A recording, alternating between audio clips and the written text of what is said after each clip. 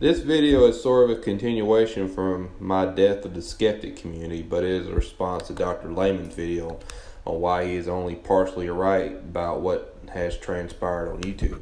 Yes, what people would call the skeptic community channels are dying, or at least on the decline. These would include Thunderfoot, V, or TJ Kirk among the number, but interestingly he considers Sargon's channel as a dying channel, even though he has gained over 8,000 subs in the last 30 days. Granted, Sargon's average views has tapered off somewhat, but he's still on pace to eclipse 800,000 subs. Dr. Layman extrapolates from what I mapped in my timeline. Similarly, is that if you look at 2007, 2014, if these are an indicator of what could happen in 2018, he postulates through inductive reasoning that the new left will destroy what remains of the skeptic community. Dr. Layman is correct when he says that the skeptic community got lazy with its criticisms of feminism and other topics.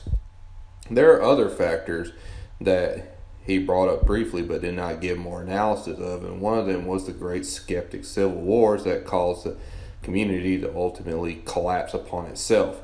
Kraut T alone acted as a huge wrecking ball to said community, incidentally, at least an acquaintance to Dr. Layman. Most importantly, although briefly mentioning it, he did not correctly identify the paradigm shift that has went on in the community. He should have realized that Chris Ray Gun has been around since Gamergate, at least since he cites him as one of the only creators that is still growing from said community. Also, where does Black Pigeon Speaks fit in the skeptic community, TM? As a matter of fact, he does not like most of them, especially TJ Kirk. Dr. Layman mentions people like Sargon being part of the new right, but this is more of the center because they levy their criticisms in both directions. Hell, channels like Louder with Crowder, Paul Joseph Watson, and Mark Dice have over 1 million subscribers apiece. I'd consider them more the new right channels that have exploded. I will say this, the so-called skeptic community has gotten lazy with its arguments, and the channels are too similar and have saturated this subgenre with everyone who thinks they're an expert on something. Hell, I've stopped watching most of them. There are other channels like The Quartering and more prominently Count Dankula that have just absolutely exploded with popularity. Coincidentally, both channels have garnered a lot of attention because of the controversies that Jeremy and Marcus have been embroiled in. Jeremy because of him getting banned from Wizards of the Coast because he criticized a cosplayer named Christine Sprankle, and Marcus because of him getting arrested for teaching a pug to do a Nazi salute. Another grain of thought to why their channels are growing are because they talk about a variety of topics and they bring fresh perspectives to the table that they haven't really brought before to topics that have been a constant refrain, especially Islam, feminism, and social justice to the table, And to wit, my biggest criticism is his idea that people like ContraPoint, Sean and Jen, Three Arrows, and H Bomber Guy represent the new left. For example, Sean and Jen would go on to say this in one of his videos, Fate of the Frogman. Gamergate. Well, briefly, hopefully. In mid-2014, independent game developer Zoe Quinn was the subject of a blog post published by a former boyfriend that accused her of cheating on him with various men, including a games journalist who had previously written about her and a video game she made. So, what does this incident have to do with anything? Who does it affect outside of the people directly, personally involved? The answers are nothing and nobody. Of course, a couple had a messy breakup, basically, but hey, something had to light this trash fire, and it wasn't going to be something legitimate, was it? So we're stuck with this nonsense. And if you think about it, the Zoe Quinn incident is sort of the perfect storm in a teacup, to mix my idioms there. It's a minor incident, but it's got a lot of contextual multipliers acting on it. It's about a woman, which is a good start. a woman game developer, so a woman trespassing in the no women treehouse.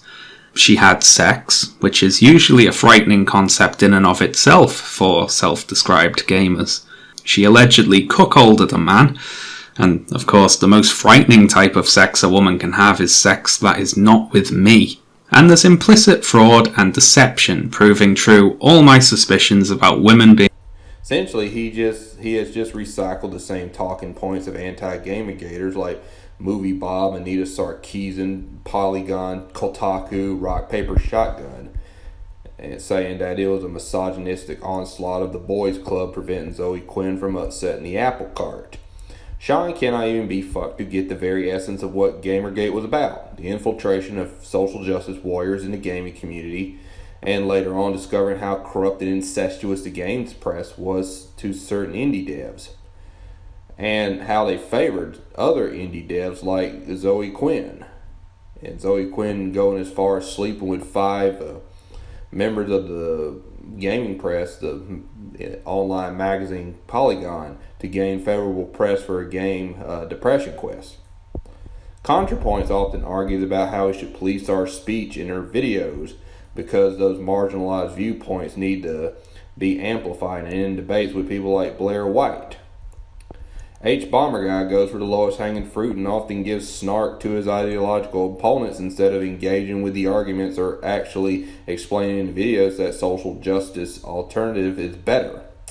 Lastly, Three Arrows does the same thing that social justice warrior YouTubers like Tom Avella do already, and analyze terminology, buzzwords, etc., and try to discredit them even though he fails to do so.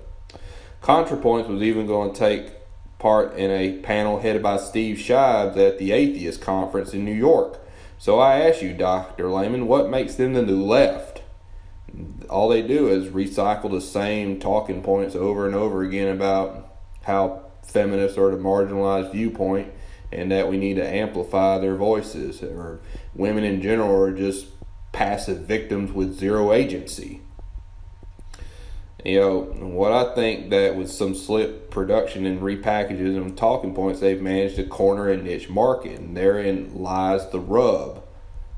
You know, they have cornered a niche market, and, you know, the people on the right, the new right, have done the same thing too.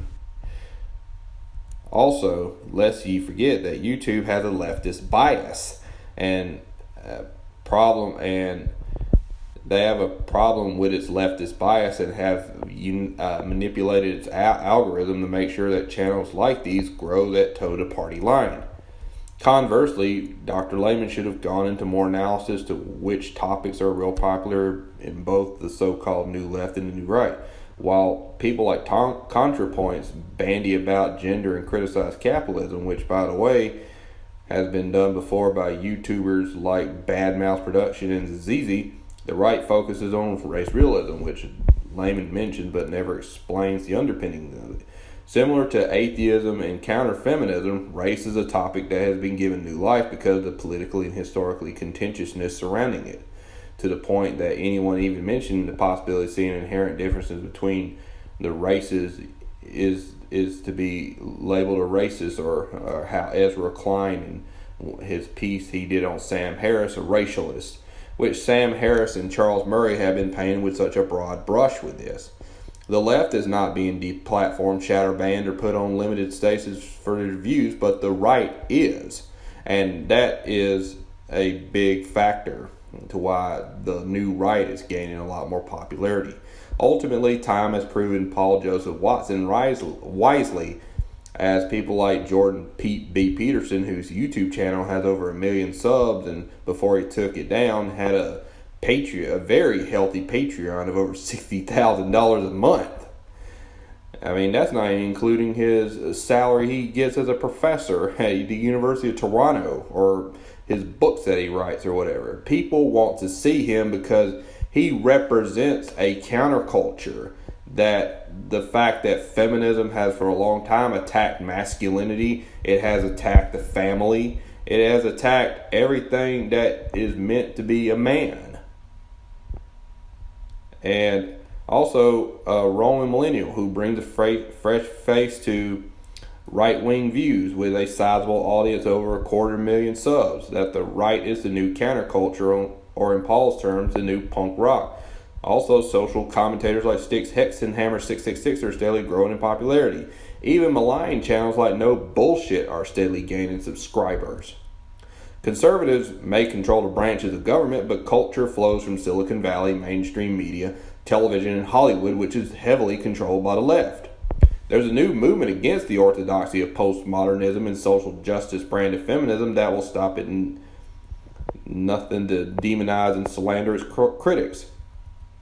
Philosophers like Gad Saad are leading the way of metamodernism, which seeks to find absolute truths in the world and seeks to find an overall meaning to phenomena, which goes against postmodernism, which says that there is no objective reality or morality, or the fact of the matter is that postmodernism is a antithesis to the idea of meta-narratives. Honestly, I think that Dr. Layman is right on some things, but I just think that is just a center collapsing, and like our body politic, the poles of each spectrum are sallying forth large numbers. Thank you for watching, and I say enjoy your day, and shat a fucking lay, or shat a fucking layman.